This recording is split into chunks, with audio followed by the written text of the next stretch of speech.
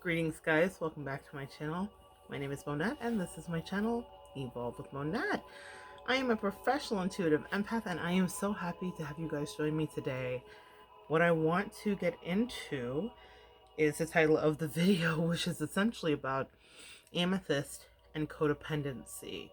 So I know a lot of you guys may watch readings or are metaphysical spiritual people yourselves, and you utilize crystals around your home, or you may see it done on these videos where we're doing readings and people have crystals on their desk. But these crystals all serve a purpose, and there are wonderful readers on here who delve into how you can use herbs and crystals for your benefit and your healing, for clearing, for moon rituals, for all of that stuff, right? So it's really important to understand how powerful they are. There are books and decks that I can recommend for you.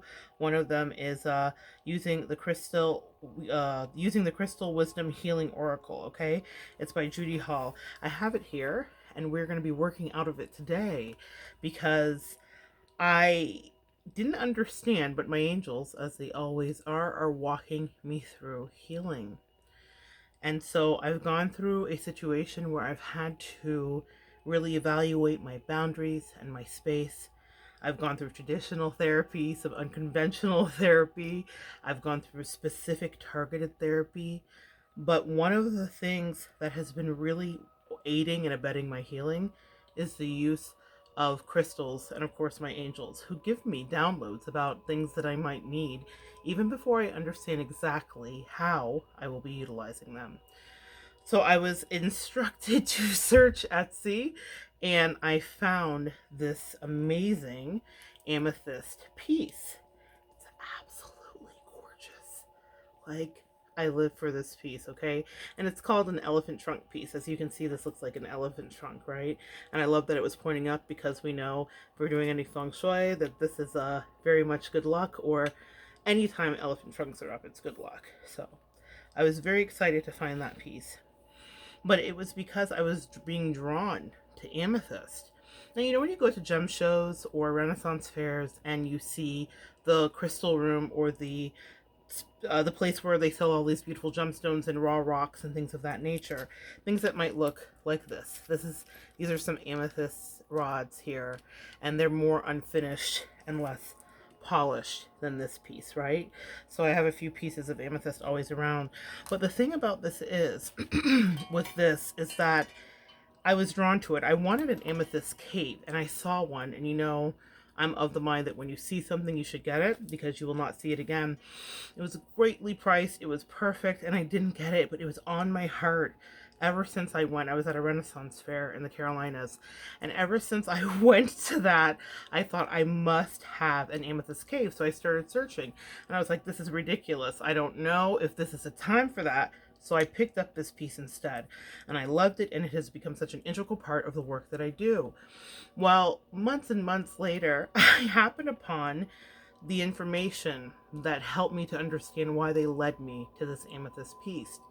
One of the things that I have been purging through all of those many layers of therapy is my addiction to codependent relationships, or my involvement, much to my chagrin and sometimes surprise, my involvement with narcissistic and empath dynamic, right? Me being the empath, me dealing with a narcissist.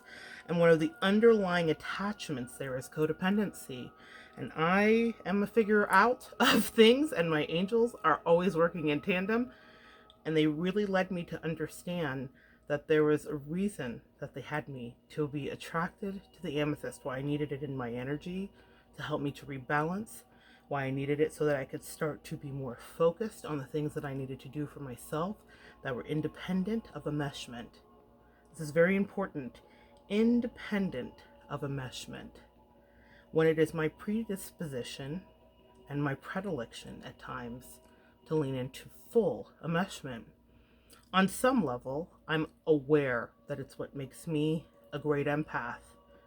But I have great boundaries with my clients and the people that I'm of service to, the people that teach me, because trust me, my clients teach me all the time. But what I realized is that in the personal realm, that didn't exist. That is because of a dynamic I have with a narcissistic parent. That's where I was taught to be the empath. I actually have a picture I may show you of him soon so that you can see that I was quite literally always trying to figure out that dynamic. And so, because I never got it right with him, I attracted it in other areas. But the underlying thing was this codependency. So let's talk about Amethyst and why. So this is the card. It's number 17, which is an 8 card. 8 is the number of mastery, guys. This is when we're really stepping in to becoming the master of a thing, whether it's a gift we have or it's an addiction we're dealing with. When you see this 8 changes happening, pardon me, guys, there's a little sip of water here. When you see this 8 changes happening, and it's happening on a purposeful, dynamic level, you are really working for this when this is coming up, okay? Let's take a look. Amethyst. It deals with inner peace. It's a powerful protector, purifier, and natural tranquilizer. Amethyst calms the mind and balances extremes. A codependent relationship is nothing but a seesaw of extremes. Sometimes you are up, but in the empath side of it, very often you are down. And as I was walking through my healing on my journey recently, I realized that that all or nothing that I had prided myself in that made me an overachiever in other areas was a great detriment in this area. Self-understanding. You have an addictive personality. Make a concerted effort to overcome such behavior or obsessions of any kind and avoid overindulgence. Now, when my angels work with me, they work with me on a meta level, a macro level, and the micro level. We get quite myopic, my angels and I, when we're working. They're talking about my relationship to other people, but they're talking about my relationship to myself. They're talking about my relationship to food. Real talk? Can we talk? Pretty sure I'm going to have merch someday that says, can we talk, okay? Can we talk? That hit me. I said, oh, angels, you guys are dastardly. Very clever, because they said, oh, you thought it was just about these other relationships. No. This is about your most important relationship, which is precisely why we've had to uproot you from these codependent enmeshment and dynamics, because you were foregoing that relationship to yourself. And in trying to quell the pain and process everyone else's energy for them, barring clients with healthy boundaries, you lost yourself in overindulgence. I'm never going to tell a lie on myself or the truth on myself, okay? I'm going to tell the truth. I will not be telling a lie. If I'm going to talk about somebody else's stuff, you will always hear me talk about mine, and that's the truth. For whoever may feel whatever they feel about that, if it triggers you, if it makes you uncomfortable, if you're part of fat acceptance, if you're not, all I'm saying is there's a problem, right? So when they bring the amethyst into my life, it's not just about one thing. And that's how your spiritual conversations will go, guys. They are much more multi-layered than just help get me that thing. The thing they're trying to help you get is full alignment. Even if you're fighting it, and even if you're trying to disappear into other situations, so you can avoid doing your work. Balance work and play. You are prone to excess in both. In the last year, as a devaluing was happening from a covert narcissist, one of the things they would say to me, because the devil always tells a little bit of the truth with the lie, is that I was working too much. I imagine that bruised their ego. I imagine they didn't understand why I hustle the way that I do, but there was a purpose and a goal, and some things have been met and some things haven't yet. But what I will say is that I am prone to excess, and either I can be a workaholic or I can completely retreat. Again, that all or nothing dynamic. Understanding hidden causes of compulsive actions brings you peace. Hand your will over to your soul and allow your spirituality to flourish. The divination for this: release self-defeating programs. Do not rely on others. This one is so interesting because I have had enabling relationship dynamics with a lot of people where it wasn't just me being the enabler. I have been enabled. Can we talk? I have noticed in all of my relationships where people have enabled my behavior in my own addiction, and this is food addiction. We're going to talk about that. So, those of you out there watching may have a different addiction. It could be shopping, it could be sex, it could be drugs, it could be alcohol, but we're all dealing with a demon, right? That's something that I'm really becoming aware of in my shadow work that I had to do because of this situation I was thrust into. So that is something to really understand. And I even had this conversation recently with my business manager, whose specific job, and my editor, is to do a thing for me. Two different people, but they have a job to do, right? Or to help me in a certain way, or to hold me accountable in a way. And she said to me, listen, when I fly in, we'll take care of this. I had some contracts to sign. I had something to do. And she said, we'll take a look at it together. We'll fly, I'll fly in and we'll take care of it. And even though she still came, I didn't wait till she got here because I was very cognizant that that is my predisposition. Even though it's a job and she's happy to do it and she's awesome at it, I realize that this is something I can do for myself. And if I want my business to flourish, and if I want my life to flourish, I have to be accountable. Codependency, even on somebody that is actually there to be of service to you, that you might hire. If I'm working in the kitchen as a chef, or if I hire waiters to help service a job I'm catering, I do have to delegate to them, but I also know how to do everything they're doing. And I just found that a really important lesson for myself this week regarding, or as I was walking through this whole amethyst thing, is that even in those relationships where the dynamic is expected, still push yourself and see if you struggle with codependency or addictions of any kind, where can I take care of this for myself? I'm just saying, guys, it was interesting for me. It says you create anything you set your mind to. Be shrewd in business dealings. Pay attention to your family. An honest verdict and success in court are possible. That's something that's really interesting to me because while I am not in court, well, I'm in a court in 5D. There's a lot of things happening in my life, and we'll share some of those as time goes on.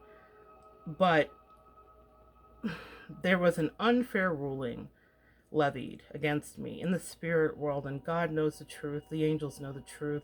Some people know the truth. The oracle knows the truth. That's a person's son. He knows the truth. I am waiting for the vindication, but my angel said, it's above you now. It's above them now. It's above all of you now.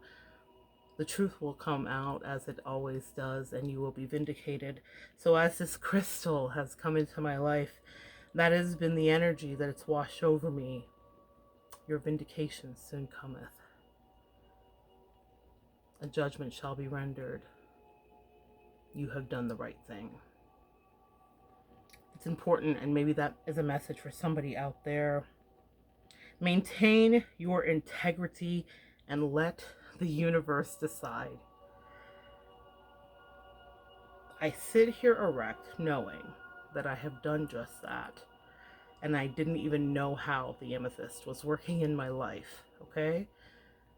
I have done just that. I have maintained my integrity. The healing insight of the amethyst is letting go of cravings leads to inner freedom and creates well-being. Guys, they hit you right in the feels, right?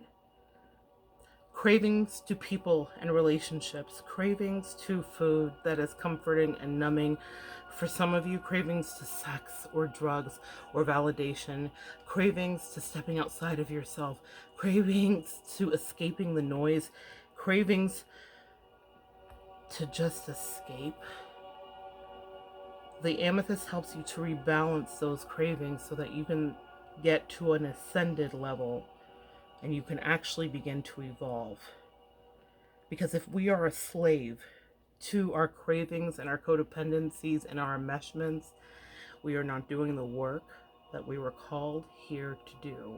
We are not standing in our truth.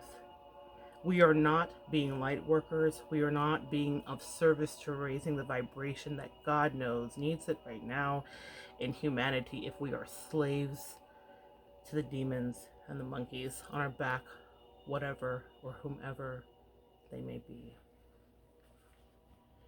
The frequency is high to exceptionally high. The chakra is the third eye crown chakra. That is here. That is here. Yeah? I have a video about being bit by a black widow spider a few months ago. I put it up and then I took it down, and I think I'll put it up again. And you can see the spot here, but it was a very shamanistic experience.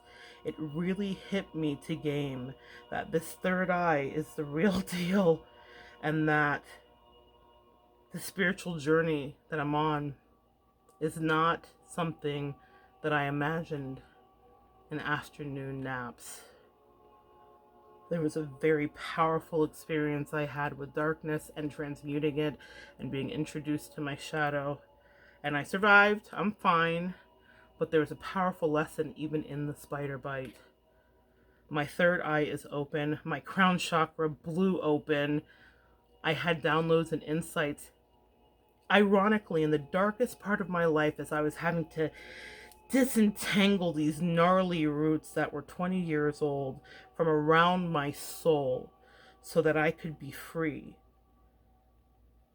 When I was walking through that is the greatest spiritual clarity, crown chakra, the greatest awareness, third eye chakra, seeing through people, seeing through lies, hearing subterranean conversations, subterranean like tarantulas and scorpions. And I know that sounds dark, but that's what I was dealing with. People that were dealing with lower vibrations. And while these insects serve their purpose, for me, I want to only keep it at enlightenment. I don't like the dark, and I never wanted to see the demons, but they let me so that I could come here and teach you, but I can't transmute that energy so that you can be prepared if you're light workers and empaths on how you move forward in peace and with clarity if I'm attached to the enemy, and the enemy is my comfort, hey? My comfort, my thing I didn't want to let go, the codependent enmeshment, the food that anesthetizes me because I didn't want to walk through the dark. Sometimes your darkest moment is your greatest spiritual enlightenment. I don't think that it's particularly clever, but it is absolutely true. Timing is Aquarius and Pisces.